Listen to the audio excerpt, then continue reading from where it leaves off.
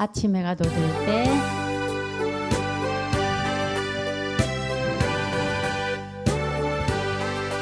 아침 해가 돋을 때 만물 신선하여라. 나도 세상 지날 때에 햇빛 되게 하소서. 주여 나를 도우사 세월 허송않고서 어두운 세상 지날 때 햇빛 되게 하소서. 새로운 광음을 보람 있게 보내고 주의 일을 행할 때에 햇빛 되게 하소서. 주여 나를 도우사 세월 허송않고서 어두운 세상 지날 때 햇빛 되게 하소서. 아침 해가 돋을 때 만물 신선하여라. 나도 세상 지날 때 햇빛 되게 하소서. 주여 나를 도우사 세월 허송않고서 어두운 세상 지날 때 햇빛 되게 하소서. 새로운 광음을 보람 있게 보내고 주의 일을 행할 때 햇빛 되게 하소서. 주여 나를 도우사 세월 허송않고서 어두운 세상 지날 때 햇빛 되게 하소서. 한 번 가면 안 오는 빠른 광음 지날 때 귀한 시간 바쳐서 햇빛 되게 하소서. 주여 나를 도우사 세월 허송않고서 어두운 세상 지날 때 햇빛 되게 하소서. 밤낮 주를 위하여 몸과 마음을 드리고 주의 사랑 나타내 햇빛 되게 하소서. 주여 나를 도우사 세월 허송않고서 어두운 세상 지날 때 햇빛 되게 다들 다시 하나 주를 위하여 몸과 마음을 드리고 주의 사랑 나타내 햇빛 되게 하소서. 주여 나를 도우사 세월 허송않고서 어두운 세상 지날 때 햇빛 되게 하소서. 아멘. 구주의 십자가 보혈로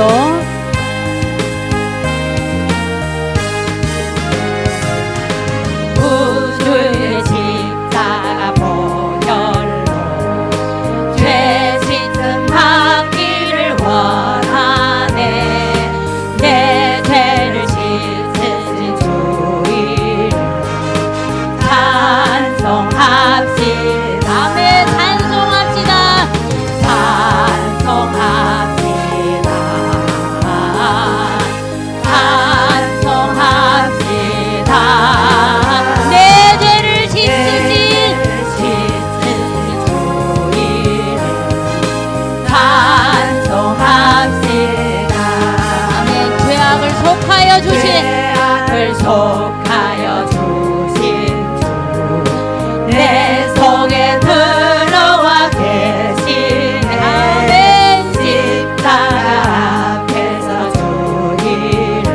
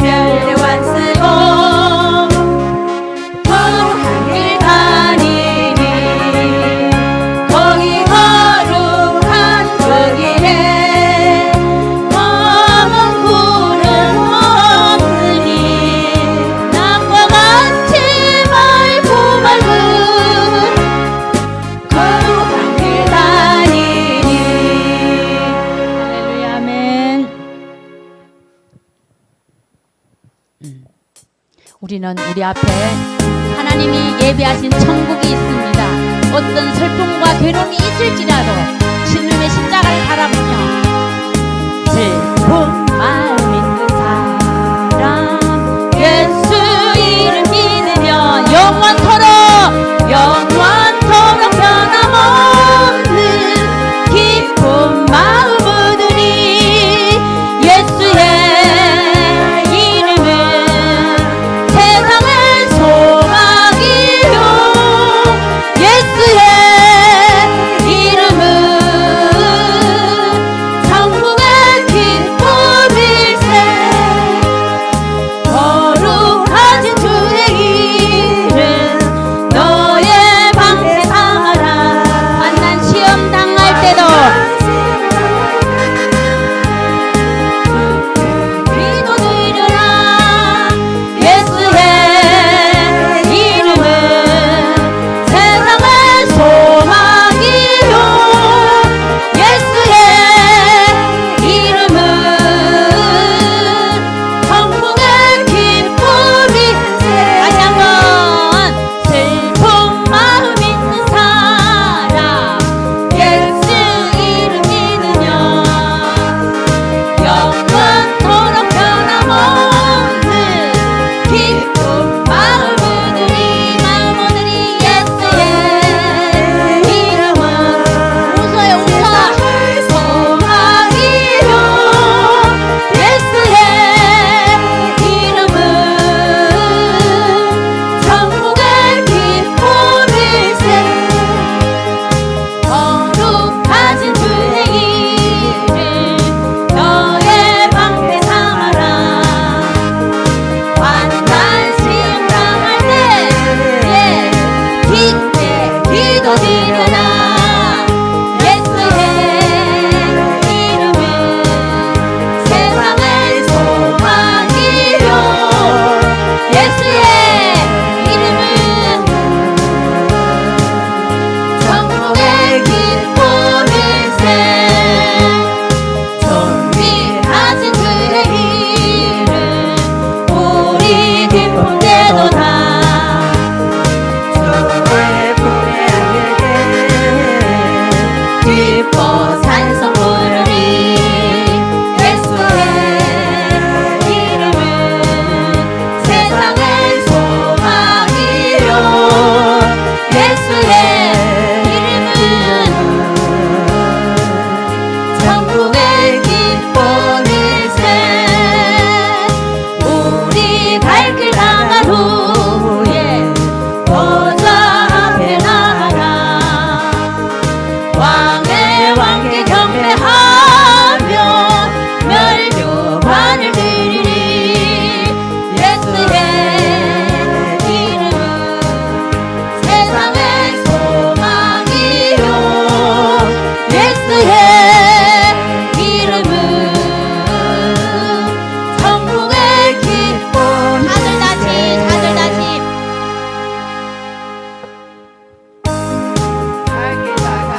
우리 갈 길 다간 후에 할렐루야. 왕의 왕께 경배하며 멸교관을 드리리. 예수의 이름은 나의 소망입니다. 할렐루야. 예수의 이름은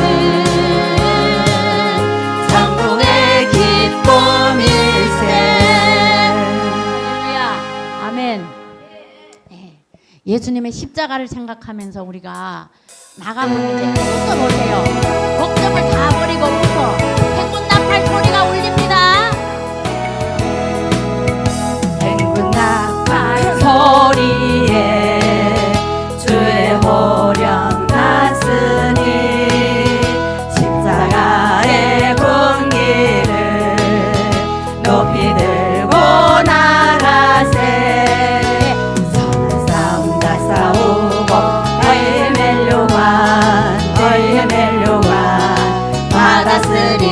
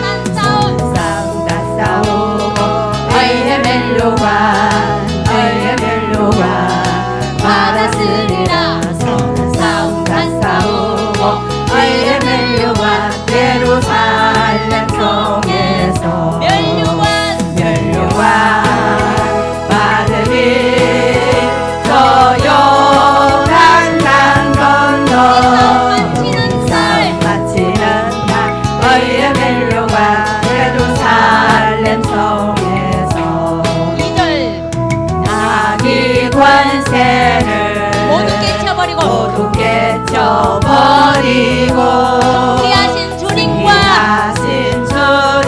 성령가를 부르며 선한 싸움 다 싸우고 의의 멜로와 받았으리라. 선한 싸움 다 싸우고 의의 멜로와 예루살렘 성에서 멸류관 받으리 저 요단강 건너 우리 싸움 마치는 날 의의 멜로와 예루살렘 성에서 달려갈 길 나가고 아멘. 주 예수여 서오시옵소서 하는 우리가 됩시다. 주와 함께 기쁨을 용사들 나누리세. 선한 싸움 다 싸우고 의의 멜로와 받았으리라. 선한 싸움 다 싸우고 의의 멜로와 예루살렘 성에서 멜로와 받으리. 저 요단강 건너 우리 싸움 마치는 날 의의 멜로와 예루살렘 성에서. 할렐루야 아멘. 네. 이곳을 예비하기 위해서 예수님이 천국을 버리시고 이 땅에 오셨습니다. 나의 죄를 씻기기 위하여서 나의 죄를 씻기는 예수의 피밖에 없. 오늘도 그 보혈이 내게 힘이 되어서 우리 죄가 서서 먼 것 같이 우리 죄가 날마다 예수님의 십자가 보혈 안에서 정결하게 되는 겁니다. 예수의 흘린 피 날 희게 하오니 귀하고 귀하다. 예수의 피밖에 없. 할렐루야 아멘. 나를 정죄하니는 예수의 피밖에 없네. 사죄하는 너의 죄가 주홍같이 붉을지라도 양털같이 희게 하시는 그 주님의 보혈의 은혜, 오늘도 그 보혈을 받고 우리가 주님의 보좌 앞에 나왔습니다. 그 보혈을 사모하면서 내 죄가 깨끗하게 눈과 같이 휘어지는 그 은혜를 사모하는 시간을 갖겠습니다. 예수의 피밖에 없네. 나를 죄송하기는 예수의 피밖에 없네. 나는 공로 없으니 예수의 피밖에 없네. 예수의 흘린 피 날 희게 하오니 귀하고 귀하다. 예수의 피밖에 없네. 평안함과 소망은 예수의 피밖에 없네. 나의 의는 이것뿐 예수의 피밖에 없네. 예수의 흘린 피 날 희게 하오니 귀하고 귀하다. 예수의 피밖에 영원토록 내 할 말도 내 할 말 예수의 피밖에 없네. 나의 산미 제목은 예수의 피밖에 없네. 예수의 흘린 피 날 희게 하오니 귀하고 귀하다. 예수의 피밖에 없네. 아버지께 돌리며 우리 주 예수 그리스도 이름으로 기도드립니다. 아멘. 할렐루야. 이번 순서 또 은혜로운 순서입니다. 우리 가족 찬양 순서인데 오늘은 윤홍건 집사님 또 최호라 집사님 가정 나오셔서 우리 하나님 앞에 영광 돌리겠습니다. 큰 박수로 우리 맞이하도록 하겠습니다. 오, 여기 이 가정이 왜 없지 했는데. 네.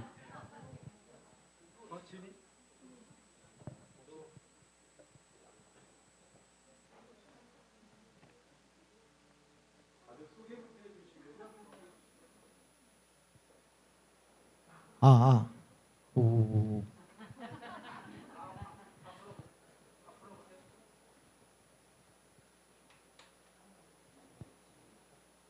안녕하세요. 저는 윤진이입니다. 저희 아빠는 윤홍권이고 저희 엄마는 최월화입니다. 자, 지금부터 우리 가족 찬양으로 하나님께 영광 돌리기 원합니다. 많은 응원 부탁드리겠습니다. 준비됐어?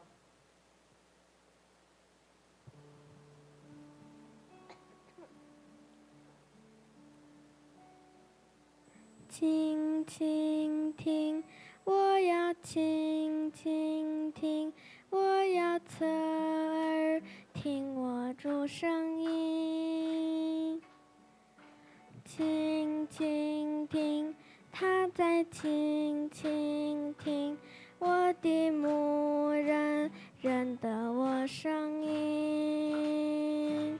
你是大牧者，生命的主宰，我一生只听随主声音。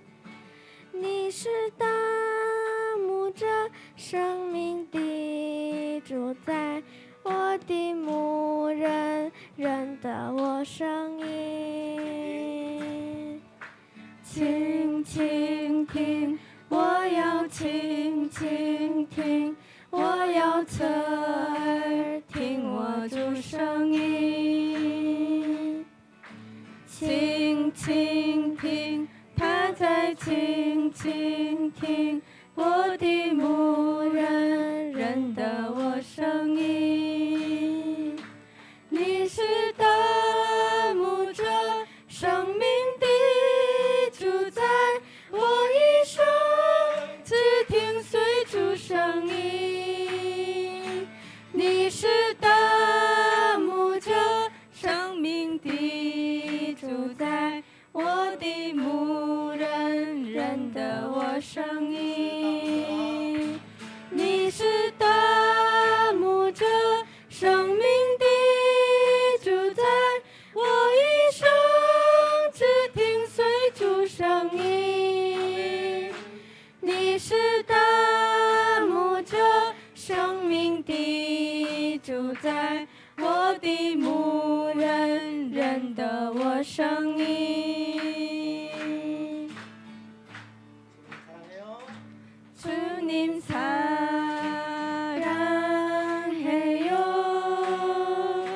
온 마음과 정성 다해 하나님의 신실한 친구 되기 원합니다. 주님 사랑해요.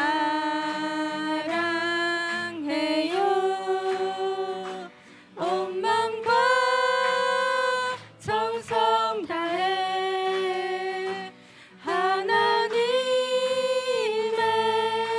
신실한 친구 되기 원합니다. 친구 되기 원합니다.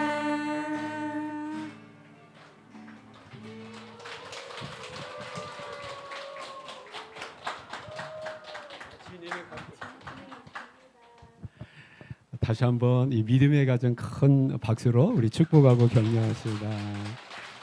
우리 윤홍건 집사님, 최월아 집사님 가정인데요. 최근에 우리 교회에 온 가족이 등록하기 위해서 교회 주변에 방을 잡고 집을 잡고 지금 우리 교회 지금 잘 출석하고 있고, 엄마하고 최호라 집사님하고 우리 진이가 지금 올해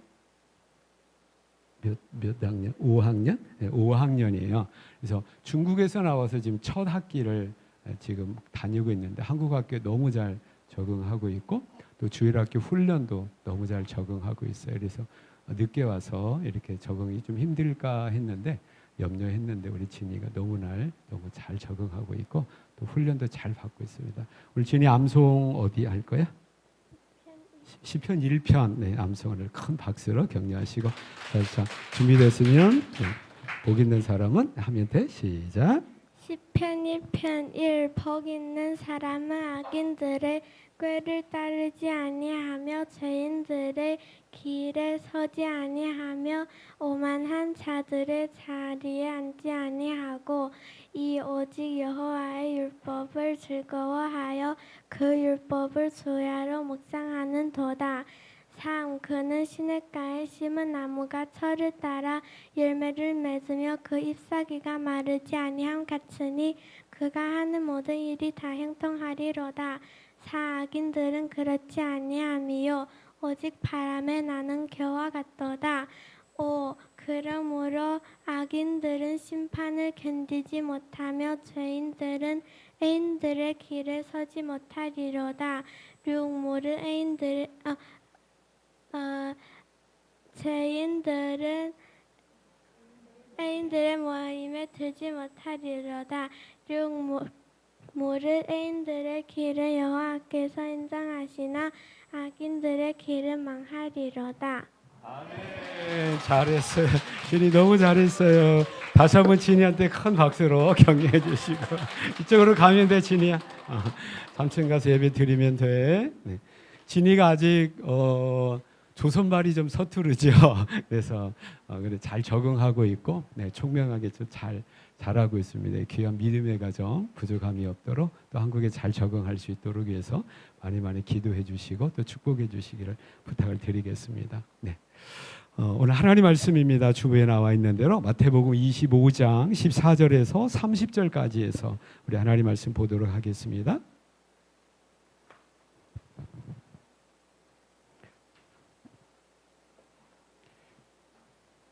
마태복음 25장입니다. 14절부터 지난 시간에는 우리가 13절까지 말씀을 들었지요. 오늘은 14절부터 30절까지 우리 말씀을 듣도록 하겠습니다. 찾으셔서 저와 여러분이 한 절씩 교독해서 우리 하나님 말씀 읽도록 하겠습니다. 제가 14절 먼저 읽겠습니다. 또 어떤 사람이 타국에 갈 때 그 종들을 불러 자기 소유를 맡김과 같으니,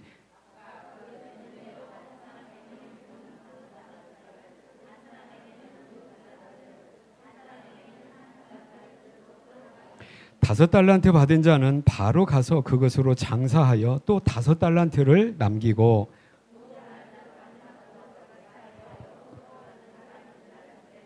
한 달란트 받은 자는 가서 땅을 파고 그 주인의 돈을 감추어 두었더니,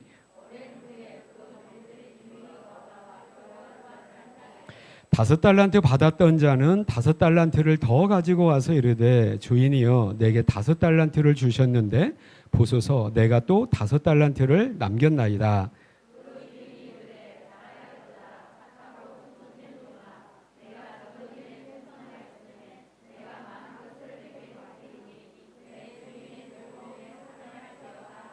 두 달란트 받았던 자도 와서 이르되, 주인이여 내게 두 달란트를 주셨는데 보소서 내가 또 두 달란트를 남겼나이다.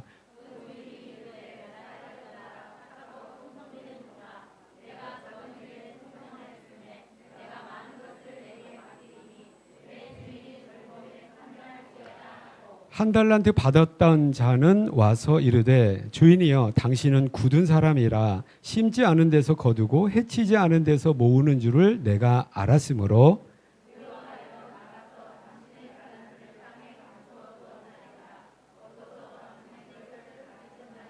그 주인이 대답하여 이르되, 악하고 게으른 종아, 나는 심지 않은 데서 거두고 해치지 않은 데서 모으는 줄로 네가 알았느냐.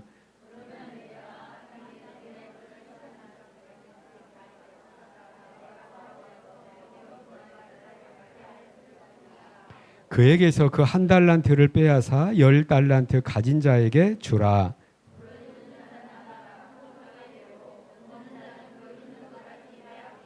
함께 읽겠습니다. 이 무익한 종을 바깥 어두운 데로 내쫓으라.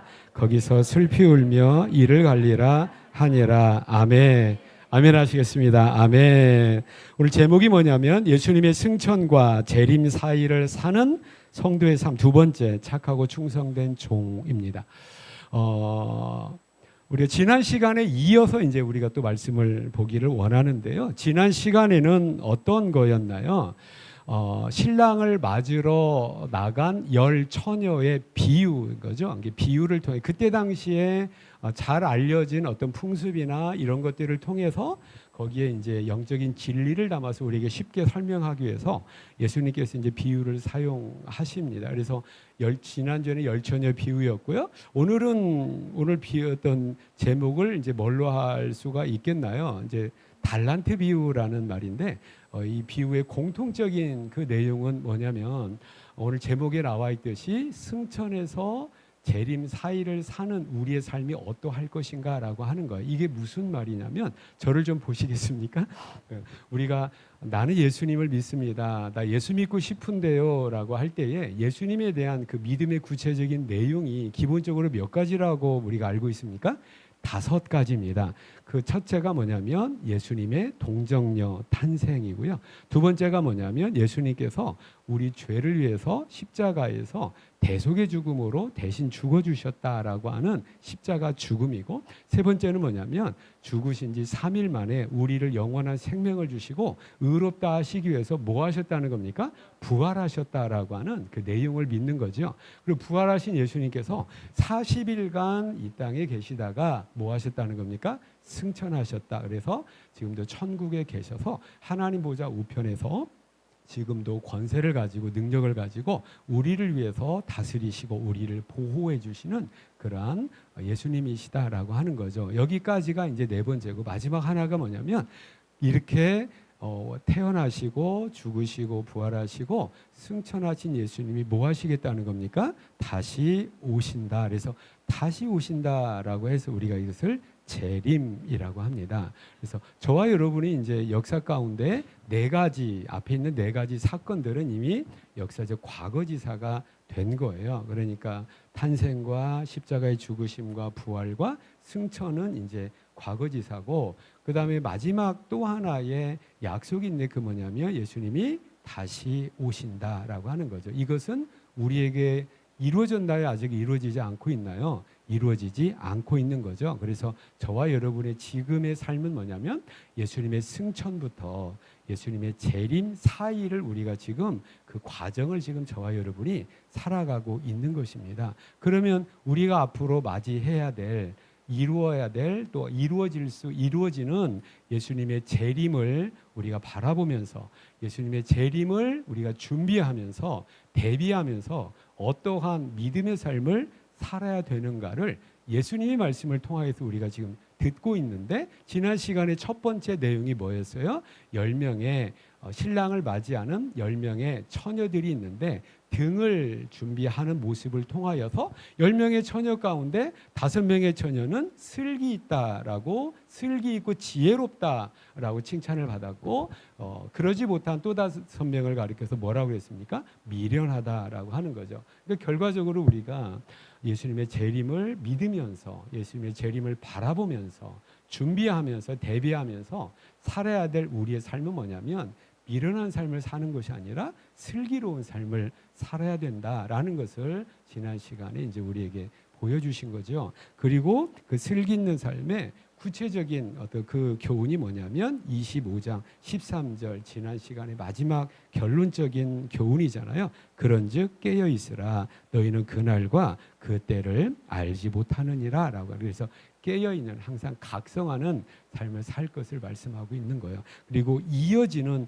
오늘 달란트 비유라고 할 수 있는 이어지는 삶은 똑같은 주제입니다. 말씀드리면 뭐죠? 예수님이 다시 오실 것을 기다리면서 지난 시간에 어떤 슬기로운 삶을 살으래요? 깨어있는 삶을 살으는데, 그러면 예수님의 재림을 바라보면서 깨어있는 슬기로운 삶이 구체적으로 뭐냐는 거예요.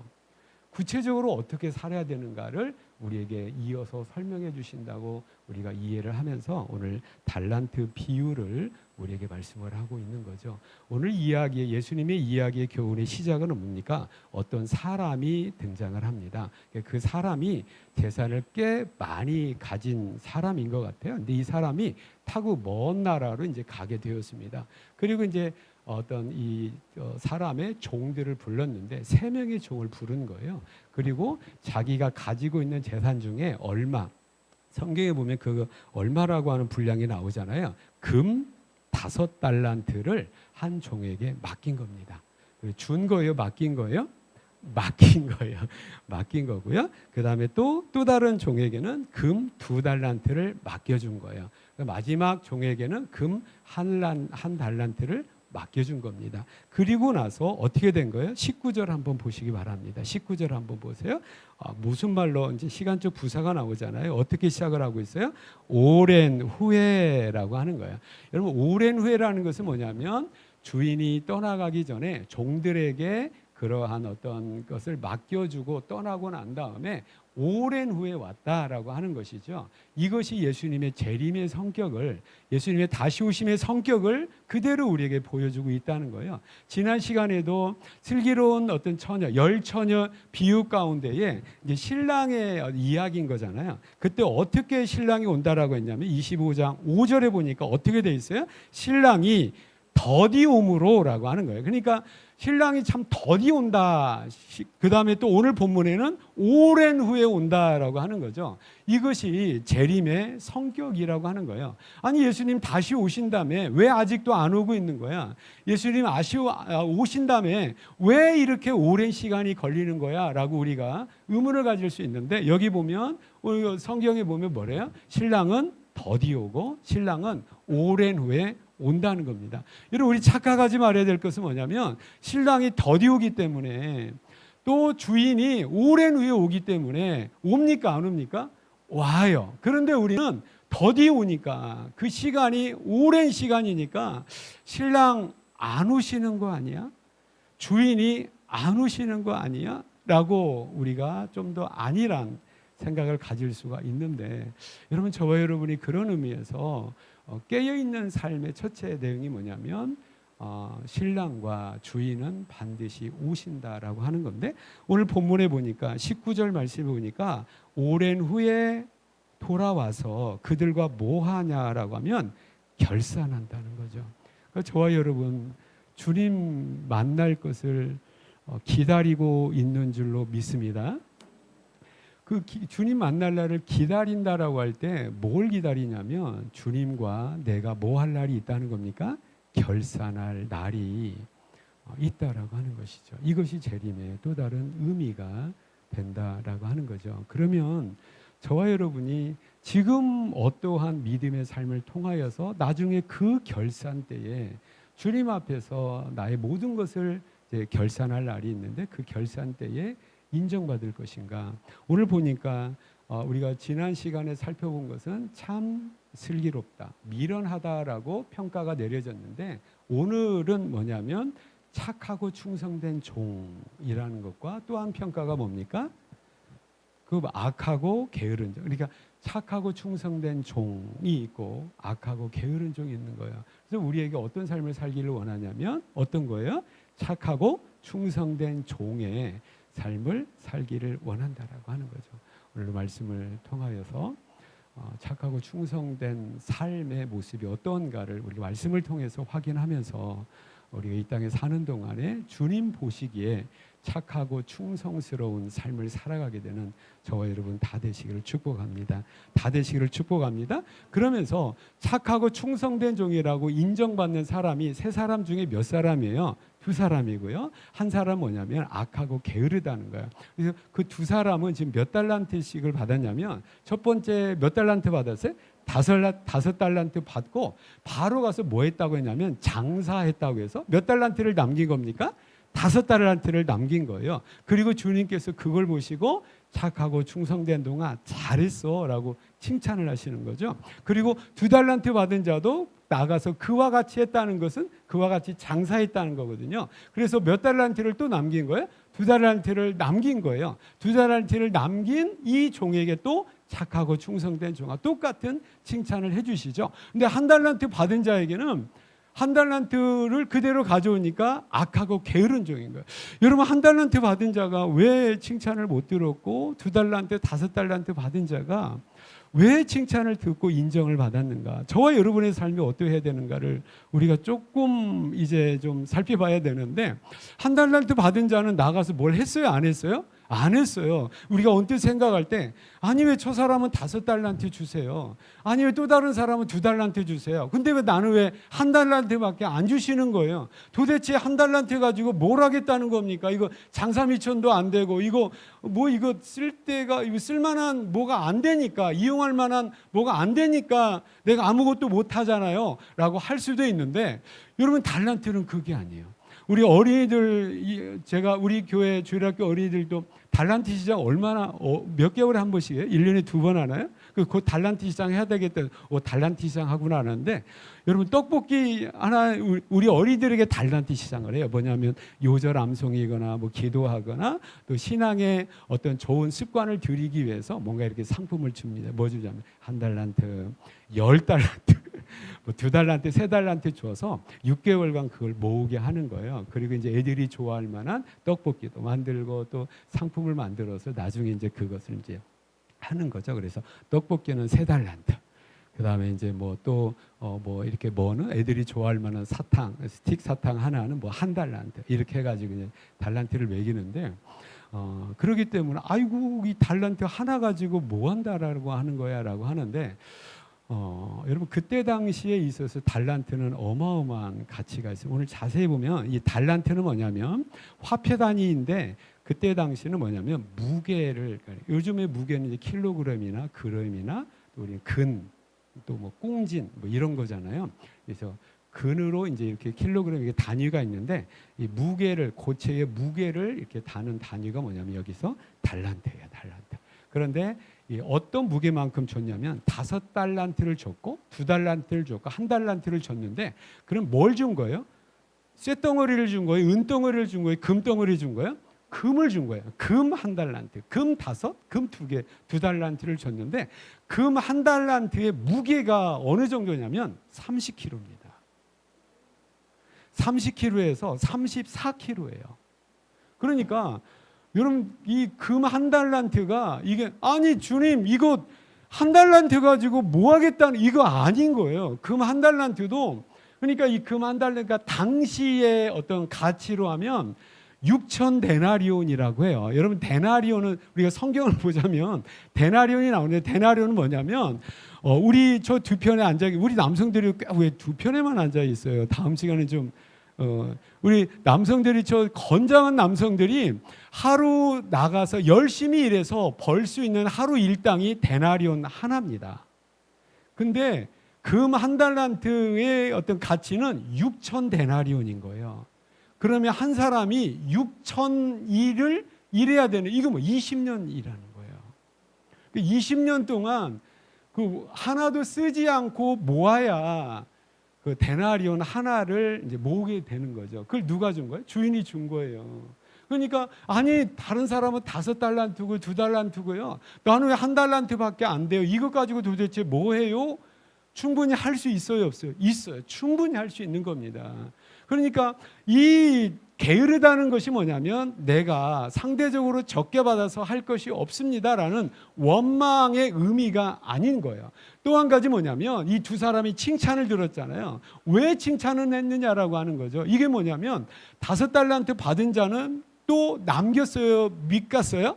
남겼어요. 밑갔다는 거 여러분 아실 줄로 믿습니다. 그러니까 남긴 거예요. 그러니까 10달란트를 주인에게 주는 거고, 2달란트 받은 자는 2달란트를 남긴 거 주는 거예요. 그럼 볼 때 1달란트 받은 자는 책망하시고, 15달란트 남긴 자, 2달란트 남긴 자는 하나님께서 칭찬하셨네? 그러면 뭐죠? 많이 남기고 많이 드려야 인정을 받고 그러한 인생을 살아야 되느냐?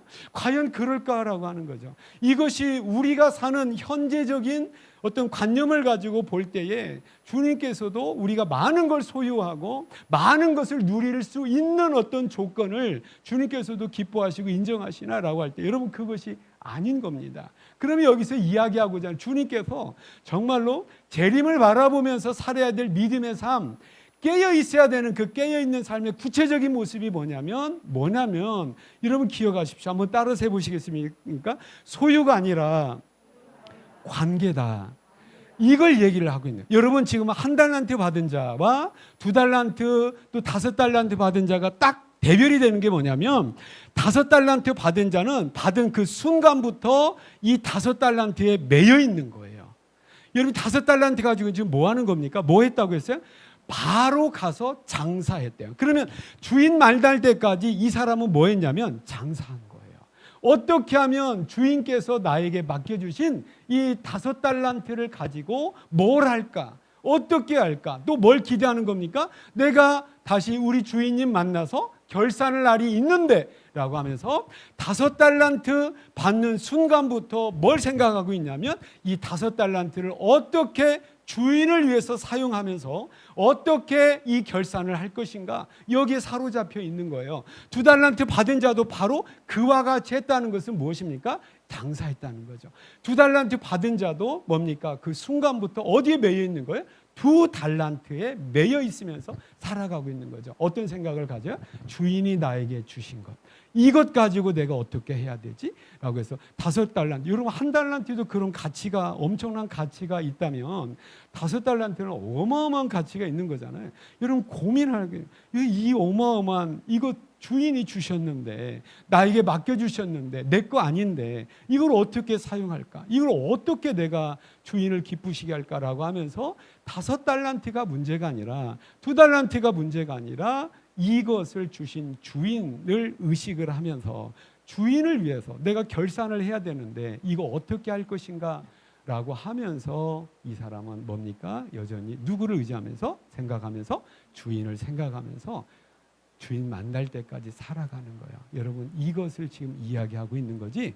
여러분 그 어떤 많이 소유가 됐다, 많은 걸 어떤 바쳤다, 여러분 이거 아닙니다. 그래서 이 사람의 한번 또 우리가 생각해야 될 소유가 아니라 뭐라는 겁니까? 관계죠. 주님과의 관계가 어떤가. 또 한 가지 여기에서 따라서 해보시겠습니까? 결과가 아니라 뭡니까? 과정이라는 거예요. 우리는 항상 어떠한 소유와 어떠한 결과를 생각하는 거죠. 근데 여기서 보면 뭡니까? 오랜 후에라는 것은 시간의 폭을 얘기하고 있는 거예요. 그것은 결과를 중시했다면 오랜 후에 이거 필요 없는 거죠. 그냥 결과가 어떠한가, 그 소유가 어떠한가만을 따지겠는데 여기서 오랜 후라는 것은 뭐냐면 결과까지 가기까지가 그 과정이 어떠했는가, 그 과정 가운데 주님과의 인격적 관계가 어떠했는가를 여기에서 우리에게 보여주기를 원하시고 우리에게 그런 삶을 살아가기를 원하신다라고 하는 겁니다. 깨닫는 저 여러분 되시기를 축복합니다. 1달란트 받은 자는 어떻게 했다고 했습니까? 어떻게 했냐면 땅에 묻어뒀대요. 여러분 땅에 묻어뒀다는 것은 달란트와 상관이 없다는 거고, 달란트와 상관이 없는 삶을 나름 살아가는 거죠. 달란트와 상관이 없다는 것은 뭐냐면 달란트를 주신 이 주인과 상관이 없는 삶을 지금 살아가고 있는 거예요. 그렇다고 해서 이 사람이 주인을 만나서 결산할 때까지 주인을 다시 만날 때까지 게으른 인생을 산 겁니까? 저는 그렇게 생각하지 않아요. 부지런한 인생, 노력하는 인생 살았을 거라고요. 그런데 1달란트를 가지고 부지런한 것이 아니었고 1달란트를 가지고 노력하는 것이 아니었어요. 이 사람은 내가 주인께서 나에게 주신 것 가지고 살아가는 사람이 아니었다는 거예요. 뭘 가지고 살아겠습니까? 주인이 주신 것 아닌 다른 것을 가지고, 주인이 주신 목적이 아닌 또 다른 면에서의 부지런함인 거예요. 여러분 여기서 게으르다라고 했을 때에 이건 뭡니까? 아니에요. 여러분 중국에서 한국에 오시자 이렇게 생활하는데 가장 좀 힘든 부분이 뭐냐면 참 힘든 인생이다, 참 게으르면 안 된다라는 거잖아요. 근데 여러분 여기 1달란트 받은 자가 결코 악하고 게으르다라고 했을 때 우리가 생각하는 그냥 뭐 이렇게 그냥 그러한 일하지 않고 빈둥빈둥 놀려고 하는 여러분 그런 인생 저는 살았다라고 생각하지 않습니다. 나름 열심히 살았고 열심히 노력을 했을 거예요. 그런데 그 노력과 그 부지런함이 주님과 상관이 없을 때에, 하나님과 상관이 없을 때에 주님께는 주님의 일을 하지 않은 겁니다. 주님께는 인정이 되지 않는, 주님과 상관없는 일이에요. 그래서 그것은 악하고 게으른 것이 된다라고 하는 것이죠. 여러분, 우리 한 가지 기억해야 될 게 있는데, 우리에게 준 모든 것들에 대한 모든 것은 누구 겁니까? 하나님 거라는 거예요. 보십시오. 여기 있는 이 사람들, 그래서 하나님 것을, 주인 것을 줬다라고 할 때 5달란트, 2달란트, 1달란트 받은 사람은 이 달란트의 출처가 누구라는 것을 명확하게 알 수 있습니까? 없습니까? 있는 거죠. 있는 거예요. 저와 여러분이 지금 소유하고 있는 나름의, 어떤 사람은 5달란트 분량에, 어떤 사람은 2달란트 분량에, 어떤 사람은 1달란트 분량에. 그렇지만 한 가지는 뭐냐, 왜 저 사람은 5달란트야, 왜 저 사람은 2달란트야, 왜 나는 1달란트밖에 안 돼? 라고 할 수가 없는 것이, 1달란트도 충분하다라는 우리가 생각을 갖게 된다는 거죠. 저와 여러분, 우리가 하나님 앞에 충분한 것 받은 것이 뭡니까?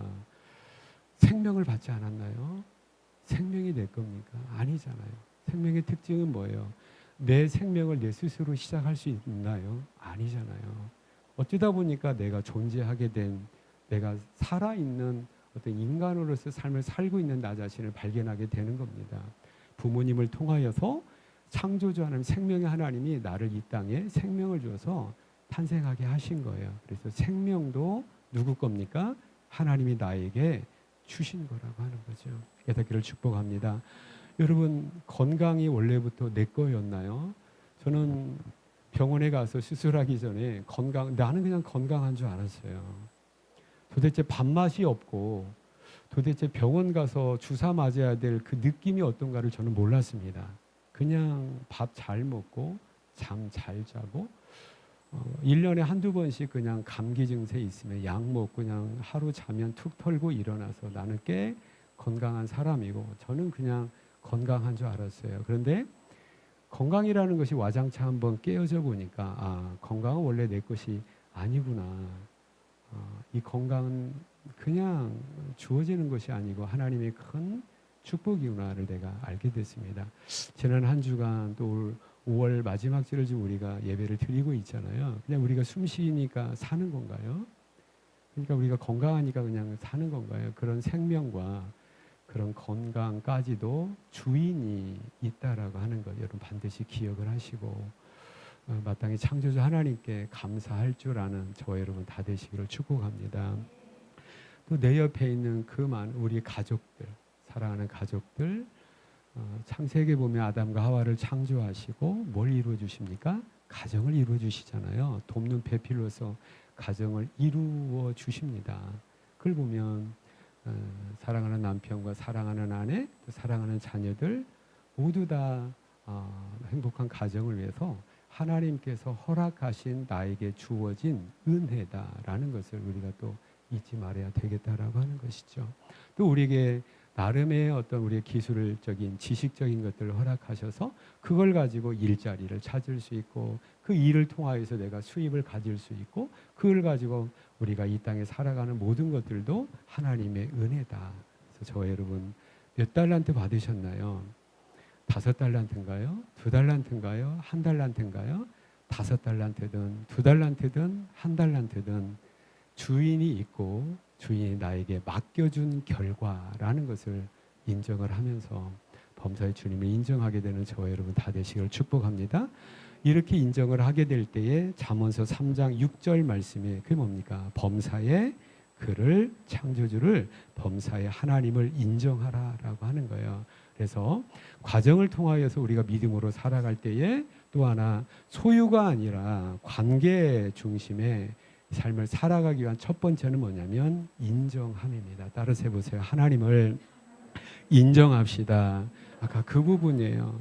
나의 생명도, 나의 건강도, 나의 믿음도, 내 옆에 있는 나의 사랑하는 아내도, 또 나의 사랑하는 자녀들도 또 우리 교회 공동체 안에서 만날 수 있는 형제 자매들도 내 입장에서 보면 저에게 주어진 엄청나게 큰 하나님의 은혜다라고 하는 것이죠. 또 나에게 또 목사의 직분을 주셔서 이 땅에 사는 동안에 하나님의 일을 위해서 힘쓸 수 있도록 이 직분을 주시고, 부족한 가운데 또 건강 주시고 지혜 주셔서 이를 감당할 수 있게 하시는 분도 하나님의 은혜다라는 것을 잊지 말아야 되겠다는 것이 저의 다짐이기도 한데, 여러분의 삶의 현장에서, 여러분의 또 가정의 현장에서, 여러분의 믿음의 현장에서 하나님의 하나님됨, 하나님께서 다 허락해 주셨다라고 하는 하나님을 인정하게 되는, 이거 놓치지 않게 되는 저 여러분 다 되시기를 축복합니다. 범사의 그를 인정하라, 그러면 네 길을 인도하시리라 라고 하는 거예요. 그래서 모든 범사라는 것은 무엇입니까? 슬플 때나 기쁠 때나 교회에 있을 때나 가정에 있을 때나 삶의 현장에 직장에 있을 때나 모든 상황 가운데서 모든 순간에 하나님을 인정한다라고 하는 것이죠. 이렇게 범사의 하나님을 인정하는 그 구체적인 예가 뭡니까? 창세기 39장의 요셉인 것 같아요. 요셉이 형들에게 억울하게 팔려가잖아요. 그때 당시는 사람을 사고 파는 노예 제도가 있었기 때문에 하루아침에 귀함을 받는 왕자님과 같은 요셉이 하루아침에 노예로 팔려가게 돼요. 그래서 이웃나라 애굽에 팔려가게 됩니다. 그래서 노예 시장에서 누가 삽니까? 보디발이라는 사람이 그 어떤 요셉을 노예로 산 거죠. 그래서 이제 보디발의 집에서 이제 종이 되어서 일을 하는데, 일을 참 총명하게 잘했던 것 같아요. 일만 잘할 뿐 아니라 생김새도 참 멋졌던 것 같아요. 준수했던 것 같아요. 그래서 가정의 모든 것을 책임지고 일을 하는데, 보디발의 아내가 자기도 좀 책임져 달라고 얘기를 하잖아요. 이게 참 골치 아픈 유혹인 거예요. 그럴 때에 나는 당신을 책임질 수가 없습니다. 책임지면 안 됩니다. 라고 하는 이제 거절을 하는데, 기회 좋은 날이 하루 온 거예요. 뭐니까 그 넓은 집에 그 많은 사람이 있는데 남편은 출근하고 그 많은 종들은 들로 산으로 다 일하러 갔어요. 딱 두 사람만 남은 거예요. 보디발의 아내하고 누구만 남은 거예요? 요셉만 남은 거예요. 그래서 이제 요셉이 어떻게 보면 보디발의 아내를 조금 책임져 줘도 될 상황이 된 거예요. 그 유혹 가운데 뭐 달콤한 아마 조건이 있었을 거예요. 네가 내 어떤 요구를 들어주면 내가 너를 노예에서 내가 너 해방시켜 줄 수 있잖아. 네가 억울한 사이에 있는 거 아는데 내가 너 도와주면 억울한 그 어떤 내가 갚을 수도 내가 해주겠다. 충분히 그럴 능력이 있습니까? 없습니까? 보디발의 아내에게는 있는 거잖아요. 그런데 요셉은 여기에 넘어가지 않습니다. 여기에 죄를 범하지 않아요. 그러면서 성경에는 이 말이 딱 기록돼. 그때 요셉이 한 말이 뭐냐면, 내가 이 일을 통해서 어찌 누구에게? 하나님에게 주께 득죄하리이까? 내가 어찌 이 일을 통해서 하나님께 죄를 범할 수 있습니까? 라고 하는 거예요. 여러분, 아무도 안 보잖아요. 그 현장에 누구만 있는 겁니까? 보디발의 아내하고 자기만 있는 거잖아요. 그런데 요셉은 그 순간에 우리 둘만 있다고 생각하지 않은 거예요. 그 둘만 있는 현장에 누구도 같이 있다고 생각한 겁니까? 하나님도 같이 있다고 생각을. 여러분, 이것이 범사의 하나님을 인정하는 구체적인 믿음의 모습인 거예요. 여러분, 우리가 왜 삶의 현장에서 왜 우리 믿음이 왜 흐트러집니까? 왜 우리의 믿음이 사라집니까? 하나님은 여기 없을 거야. 하나님은 여기에 하나님은 안 보일 거야. 우리 둘밖에 없잖아. 아니, 아무도 없잖아.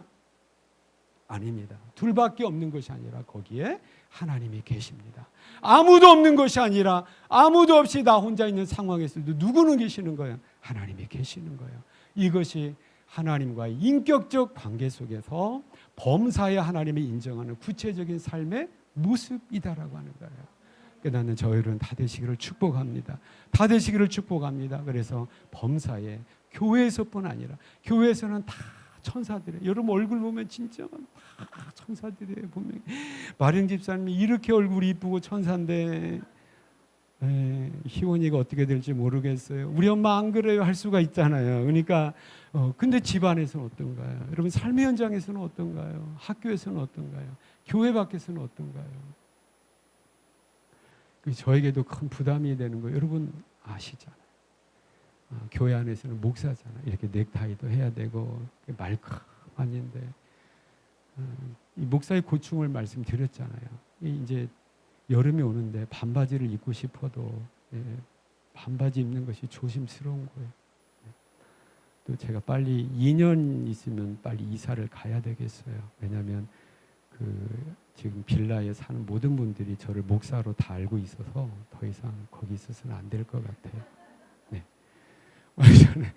저는 제가 가끔 이제 뭐 집안 도와주고 또 음식물 쓰레기 같은 거 바로바로 버려야 되잖아요. 쓰레기 버리러 가는데 어떤 분이 밖에 이 목사님 쓰레기 버리러 오셨어요? 이래가지고 네, 부끄러운 일은 아니지만 그래서 이사 가야 되겠다. 목사인 것을 모르는 낯선 곳으로 가서 이제 목사 아니어도 되는 반바지도 좀 입고 이렇게 좀 가벼운 옷차림도 해야 되겠다라고 하는 그런 생각도 갖게 되는데, 그럼에도 불구하고 우리가 한 가지 놓치지 말아야 될 것은 뭐냐면 아무도 안 보는 상황 가운데 주님은 함께 계신다. 이것이 저와 여러분을 긴장하게 하고 어떤 상황에서는 든든하게 하고 나를 지켜주는 믿음이 된다라고 하는 거예요. 여러분, 이걸 놓쳐버렸을 때 그 대단했던 그 용감했던 다윗이 넘어집니다. 여러분, 다윗이 자기 충성스러운 장군 우리아의 아내 밧세바를 범하게 되지요.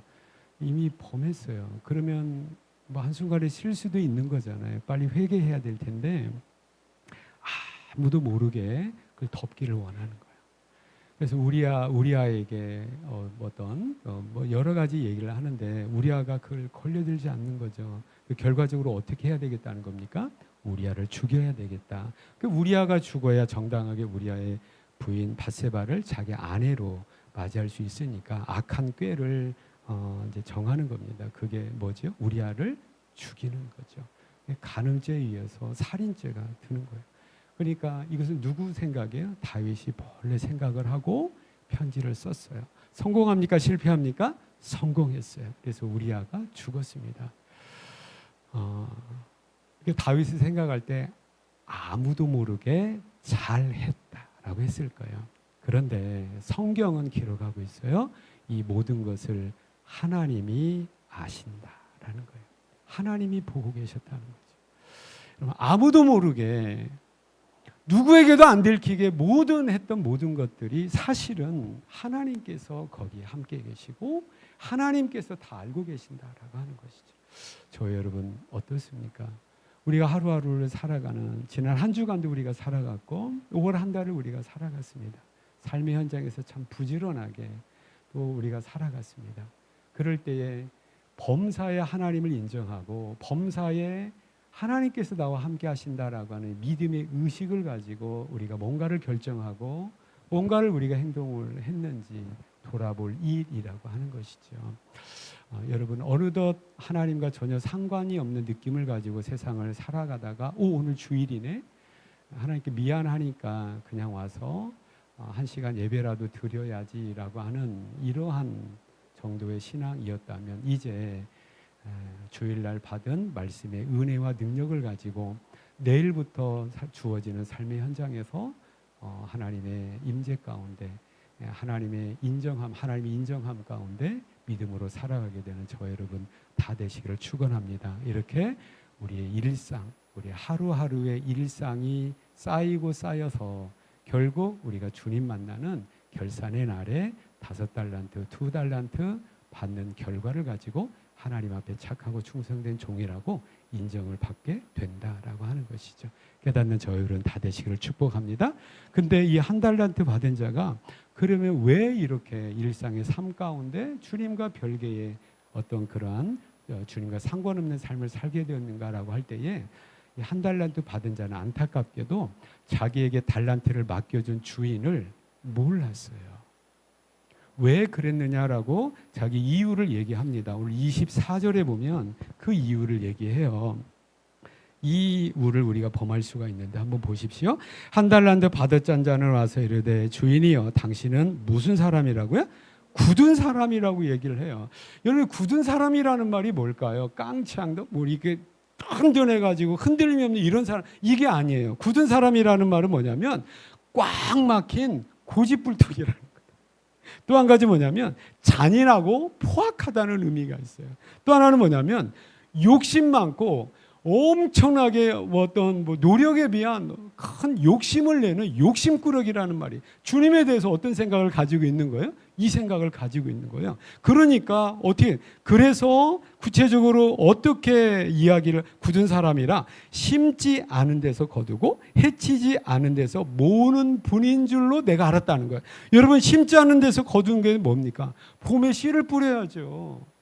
봄에 뭔가를 심어야 소출을 할 수 있어요, 없어요? 있죠. 근데 그것도 안 하고 가서 뭐 하겠다는 겁니까?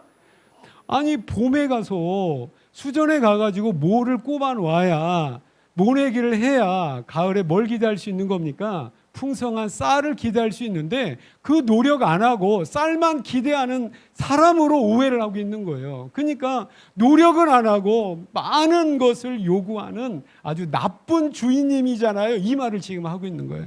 해치지 않은 데서 모으는 줄 알았는데 해친다는 것은 뭡니까? 여러분 우리가 가을에 벼가리를 다 하고 난 다음에 탈곡을 하고 뭡니까? 다 탈곡을 하고 또 알곡과 쭉정이를 가려내는 해치는 수고가 있어야 알곡을 얻을 수 있는 거잖아요. 콩도 다 베고 난 다음에 도리깨질을 해서 이거 맞잖아요. 도리깨질을 해서 콩과 껍질을 벗겨내는 뭘 해야 돼요? 해치면서 수고를 해야 콩을 얻을 수가 있잖아요. 근데 이 수고도 안 하고 뭘 얻는다는 거예요? 쌀과 콩을 원하는 이게 너무 욕심쟁이고 말할 수 없는 노력을 안 하는 욕심쟁이잖아요. 그러다가 한 달란트 나에게 주셨는데 이거 가지고 장사하다가 이거 믿지면 주인님 나 죽일 거 아닙니까? 그러니까 너무 두렵다라고 하는 거죠. 그러니까 이 한 달란트 받은 종의 안타까움은 뭐냐면 기술이 없는 게 아니에요. 자본이 부족한 것이 아니라 주님께 받은 것이 부족한 것이 아니라 왜 믿음의 삶을 살지 못하냐면 주님을 모르는 거예요. 하나님을 모르는 겁니다. 여러분 이것이 교회를 오래 다니는 저와 여러분에게도 걸려들 수 있는 문제예요. 여러분 그래서 우스갯소리이기도 하지만 안타까운 얘기이기도 해요. 예수님의 우리 구세주 되심과 예수님의 어떤 이러한 기쁜 소식을 전해놓는 네 권의 복음서가 있어요. 마태복음, 마가복음, 또 뭐가 있어요? 누가복음이 있고 요한복음이 있는데 5번째 복음서가 있대. 그 복음서는 뭐냐면 내가복음이 있대요. 내가복음. 내가복음은 누가 쓴 거예요? 내가 쓴 거예요. 하나님은 이러한 분이겠지. 하나님이 예수님이 이런 분이겠지. 내 맘대로 내가 쓴 복음서가 있어요. 그리고 그대로 신앙생활을 누구와 같이? 여기 한 달란트 받은 사람과 같이. 몇 명의 앞을 못 보는 소경이 코끼리를 구경 갔다고 하면 좀 그렇잖아요. 코끼리를 체험하고 온 거예요. 앞을 못 보니까 이제 사육사가 조심스럽게 코끼리를 뭐 설명을 하거나 만져보겠죠. 그래서 그걸 이제 체험하고 와서 다른 소경에게 내가 오늘 코끼리를 내가 만져보고 갔는데 코끼리는 기둥이야, 기둥. 그 코끼리 어디를 만져본 거야, 이 사람은? 다리를 만져. 코끼리는 기둥이야. 그 옆에 있던 같이 체험한 사람, 뭔 코끼리가 기둥이야? 코끼리는 벽이야, 벽. 코끼리 뭘 만져본 거예요? 배를 만져본 거예요. 아니야, 코끼리는 긴 관절이라고 해야 되나? 호수야, 호수 같은 거야. 이 사람 뭘 만져본 거예요? 코끼리 긴 코를 만져본 거예요. 여러분 맞는 것 같은데 전체적인 얘기는 아니에요. 틀린 건 아닌데 정확한 것은 아닙니다. 여러분 우리가 이런 신앙을 생활할 수 있어요. 내가 원하는 주님, 내가 바라는 주님만 그렇게 생각을 하고요. 여러분 이것도 위험한 신앙입니다. 여러분 내가복음이 없어지기를 축복합니다. 또 한 가지 내가 경험하는 하나님, 내가 기대하는 하나님만 하나님이 아닌 거예요. 거꾸로 하나님이 나에게 뭘 원하시는가? 하나님께서 우리 가정을 주시고 교회 공동체를 주셨는데 우리 가정을 통해서 달란트를 주셨는데 뭘 원하시는가를 생각을 하면서 하나님 말씀대로 하나님 뜻대로 신앙생활을 잘 해나가는 저와 여러분 다 되시기를 축복합니다. 우리 결산할 날이 정말 얼마 남지 않은 것 같아요. 주님 오실 날이 얼마 남지 않은 것 같습니다.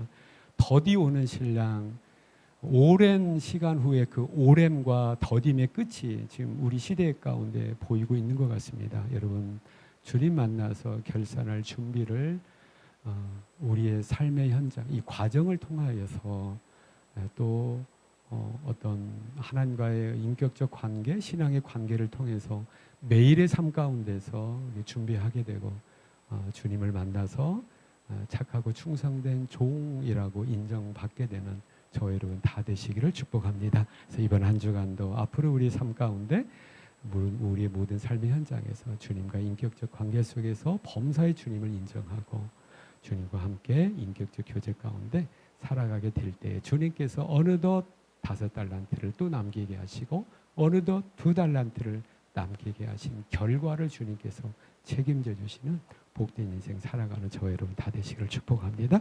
기도하시겠습니다. 하나님